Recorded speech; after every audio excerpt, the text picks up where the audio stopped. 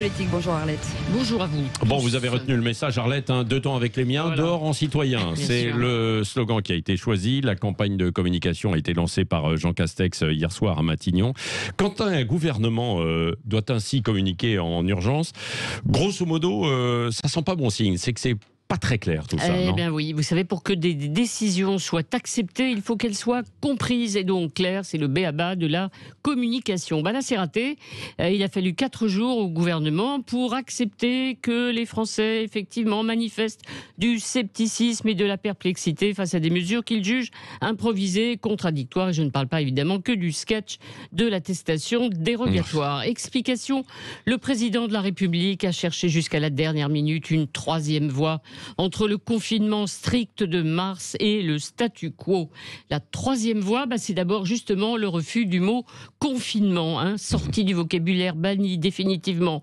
La France ne peut pas ressembler à ses voisins européens. Rendez-vous compte, en Italie, Mario Draghi assume un 4e confinement.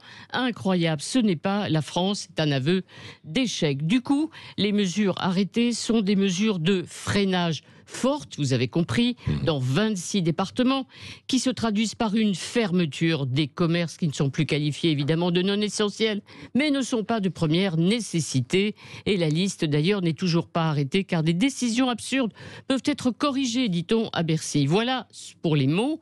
Sur le fond, les décisions, on le sait, doivent être acceptées par les Français qui ont le moral extrêmement bas et sont très fatigués, d'où le choix de reporter de 18 à 19 heures le couvre-feu avec une invitation à sortir. Fermeture et sortie conseillée. C'est un en même temps sanitaire que le gouvernement cherche à exprimer. Alors Jean Castex avait tenté le freiner sans renfermer. Olivier Véran ce week-end avait osé le s'aérer pour souffler. Et le porte-parole Gabriel Attal proposait le chacun chez soi ou tous dehors mais sans se regrouper. C'est Gabriel Attal qui a gagné parce que c'est le plus proche du slogan qui effectivement a été retenu.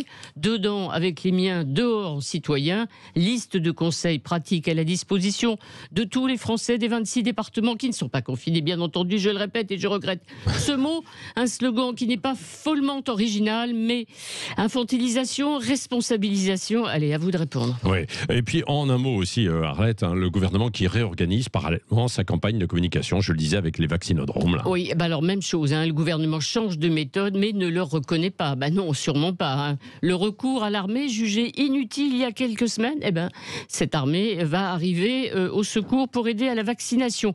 Les vaccinodromes, le vilain mot qui renvoie à un échec de 2009, il y en a 35 qui vont ouvrir. Il faut effectivement réussir cette vaccination de masse annoncée, à condition évidemment que les doses arrivent bien. Emmanuel Macron a été élu, je vous le rappelle, en 2017 sur une promesse, l'efficacité. Il sera jugé en 2022 sur l'efficacité dans la gestion de la crise sanitaire. Oui, on aura un représentant des pompiers tout à l'heure à 8h10, puisque les pompiers, comme l'armée, sont appelés à la rescousse pour cette campagne de vaccination. Merci, on vous retrouve pour le petit déjeuner de l'actualité tout à l'heure à 9h moins le quart.